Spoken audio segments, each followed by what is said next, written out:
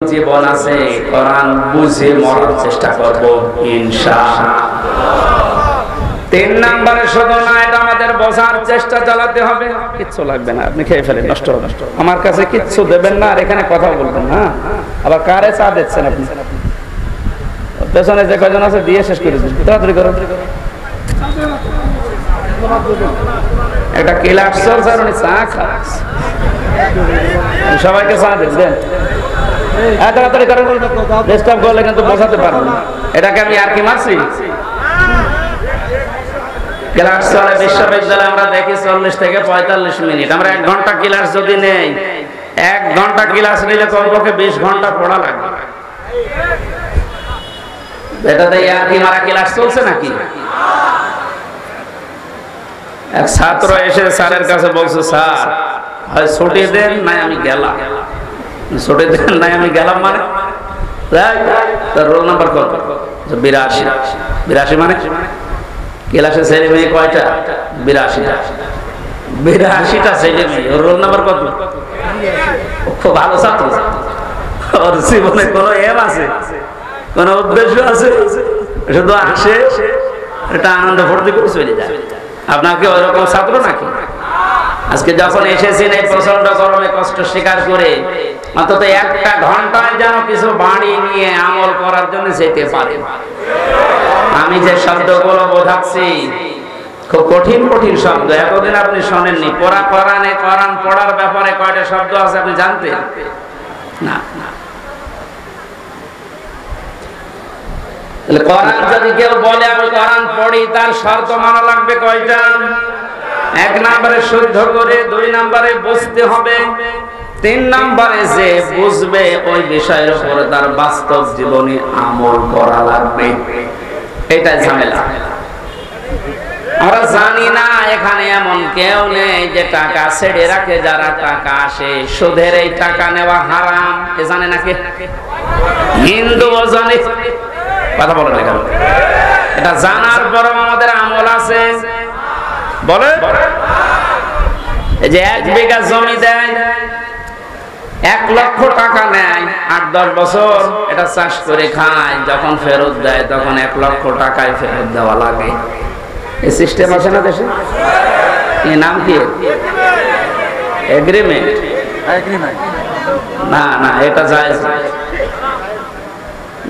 আছে। খায় খালাসিটা যেটা, আপনি 1 বিঘা জমি দেবেন, 10,000 টাকা নিয়ে নেবেন, ওই খেয়ে দিয়ে 100,000 টাকা ফেরত দেওয়া লাগবে।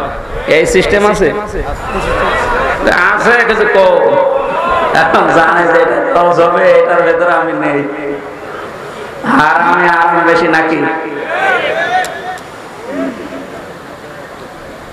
ছোট্ট একটা কথা কয়েক সেকেন্ডের ভেতরে বলছি। আমার নাম জিকিরি ফাইন্না লাহু মাঈশাতান দঙ্কা।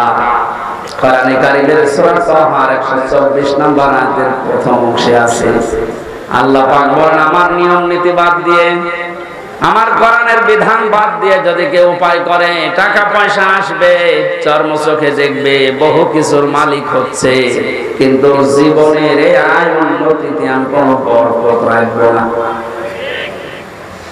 তাফসীরে কাবীরের ভেতরে দঙ্কার ব্যাখ্যা লিখেছে 7টা।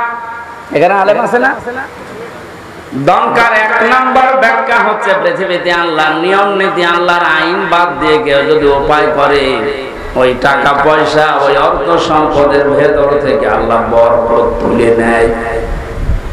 2 নম্বরে ওই মানুষগুলো যখন মারা যাবে, এই অবৈধ সম্পদের কারণে এই মানুষটা বেঈমান হয়ে মরবে। 3 নম্বরে ওই মানুষকে আল্লাহ ওই অবৈধ সম্পদ দুনিয়াতে ভোগ করার সুযোগ দেবে না। এটা যে দেয় না তার বাস্তব প্রমাণে দেশে নেই, নাম ধরা লাগবে। কত মানুষ আজ অবৈধ ভাবে উল্টা পাল্টা করে কামাই করে টাকা রাখার জায়গা নেই, ফ্রিজে রাখে, বালিশের ভেতরে রাখে। এটাও হচ্ছে না, বানাচ্ছে বেগম পাড়া। আপনি ভোগ করতে পারবেন না। যদি এগুলো ভোগ করে যেতে পারেন তাহলে কোরআন মিথ্যা হয়ে যাবে। আর আপনার মতো নাফরমানের জন্য আল্লাহ কোরআন শরীফ মিথ্যা করবে যেন দুনিয়াতে আপনাকে ওই টাকা ওই সম্পদ ভোগ করার সুযোগ দেবে না, এর আগে আপনি পটল তুলবেন। 4 নাম্বারটা একটু ঝামেলা, এটা বাদ যাক। যারা আল্লাহর নিয়ম নীতি বাদ দিয়ে উপায় করেন সুদ ঘুষ, মানুষের উপরে জুলুম করে ফাঁকি দিয়ে অন্যায় ভাবে যেভাবে উপায় করছেন, আপনার মরণে দৃষ্টান্ত সৃষ্টি হবে দুনিয়ায়, পৃথিবী সাক্ষী হয়ে থাকবে আপনার মরণে। এটা বেশি বলে ফেললাম নাকি? আপনি কি মনে করছেন অবসর বানালাম একটা একটা করে? না, যেগুলো বলছি সব আমি পড়িয়ে এসেছি। অবৈধ ইনকামের মানুষকে আল্লাহ দৃষ্টান্ত করে রাখে দুনিয়াতে, তার মরণকে ইতিহাস বানিয়ে রাখে। আপনি এমনি টের পেয়েছেন, আমি জানি। এই জন্য আমরা সাবধান হব। জানি সবাই এটা হারাম, কোরআন থেকে হাদিস থেকে পড়েছি, জানার পরও যে লোকটা মানে না, ওর কোরআন পড়া হয়নি। 4 নাম্বারটা, এটা সবচাইতে বড় ঝামেলা এবং কঠিন। নবীজি বলেন কেউ যদি কোরআন পড়ে এই কথা বলে, সে শুদ্ধ করে পড়বে, সে ওইটা বোঝার চেষ্টা চালাবে, নিজে মানবে, এবং এটা মানুষ যেন মানতে পারে সেই ব্যবস্থা করে দেবে। এটা ঝামেলা না? এটা যদি আজকেও করতে চায়, সে সবচাইতে বড় বিপদে আছে এই বাংলাদেশে। আমি কোরআন পড়ি, আমি শুদ্ধ করে পড়ি, আমি বুঝি, এবং আমি যতটুকু বুঝি অতটুকু মানার চেষ্টা চালাচ্ছি, অসুবিধা নেই। 4 নাম্বারটা, আমি যতটুকু মানি এটা মানুষ যেন মানতে পারে, ওই ব্যবস্থা আমি করে দিতে চাই। এটা কোরআন পড়ার 4 নাম্বার শর্ত। এক কথা বলছেন, 4 নাম্বারটা কি সহজ না কঠিন? এটা করতে গেলে আজ পদে পদে বিপদ। তাহলে 4টা শর্ত যারা মানে না, ওদের কোরআন পড়া হচ্ছে। জন্মের পর থেকে এটা শুনেছি, কেউ যদি কোরআনের একটা হরফ পড়ে তার নেকি হয় কয়টা? আপনার পড়া তো আবার পড়ার মতো হওয়া লাগবে। আপনি যদি আমার ছোট মেয়ের মতো পড়েন, ওর বয়স 4 বছর, ও তো পড়ে, ওই এক লাইন পড়তে গেলে 1 লাইনে যদি 10টা শব্দ থাকে 9টা ভুল করে, ওর পড়া হচ্ছে। আপনার পড়াও তো এরকম হয়ে যাচ্ছে। নবীজির হাদিসের প্রথম শব্দ ছিল, যে ব্যক্তি কোরআন পড়ে, তার মানে 4টা শর্ত যারা দুনিয়ায় মানতে পারে, ওদের পড়া হয়, আর ওদের প্রতিটি অক্ষরে 10টা করে নেকি হয়। দ্বিতীয় শব্দ ছিল ফাস্তাযহারাহু, কোরআন পড়ে শেষ করে দেয় না। যে ব্যক্তি কোরআনকে ইজহার করার চেষ্টা চালায়, যারা আরবি গ্রামার বোঝে, ফাস্তাযহারাহু এই শব্দের ব্যাখ্যা আমি যত বেশি আধুনিক ব্যাখ্যা হচ্ছে প্রকাশ করা, ইজহার করা, দাঁড় করানো, স্পষ্ট করা, কায়েম করা, বিজয় করা। কোরআন যারা পড়বে ওই 4টা হক অনুযায়ী এবং কোরআনকে বিজয়ী করার জন্য যারা চেষ্টা চালাবে, এই সংখ্যা বাংলাদেশে কম না বেশি? একটা জরিপ পেয়েছিলাম, এই দেশের 100 জনের 15 জন মানুষ শুধু মন থেকে চায় যে কোরআনে কারিমে দেশে ফাস্তাযহারাহু এটা বিজয়ী হোক, আর বাকি 100 জনের 85 জন শুধু টানা নানায় আছে। দ্বিতীয় পয়েন্টটা হচ্ছে না। 3 নম্বরে কি ছিল? ফাহাল্লা হালালাহু ওয়া হারামা হারামাহু। যে ব্যক্তি কোরআনকে ইজহার করতে পারে, এই ব্যক্তি হালালকে হালাল মানবে, হারামকে হারাম জেনে ছেড়ে দেবে। আদখালাহুল্লাহুল জান্নাহ, নবীজি বলেন আল্লাহ তাকে জান্নাতে দিয়ে দিয়েছে, না জান্নাতে দেবে? হ্যাঁ, দিয়ে দিয়েছে।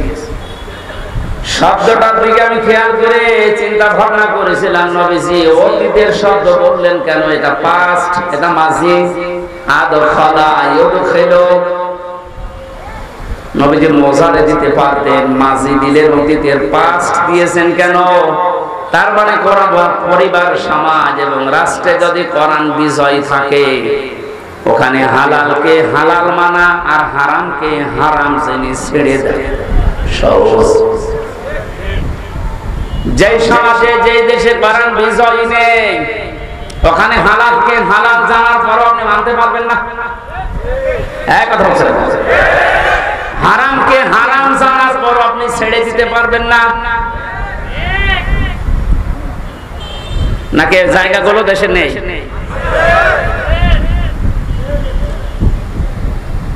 এই জন্য প্রতিটি শব্দের আগে দেখবেন ফা দেওয়া আছে। মান করাল কোরআনা ফাস্তাজহারাহু ফাহাল্লা হালালাহু, সব ফা দিয়ে আরম্ভ। ফায়ের ব্যাখ্যা আছে। ফা শব্দটা আরবি গ্রামার অনুযায়ী 19টা অর্থে ব্যবহার হয়।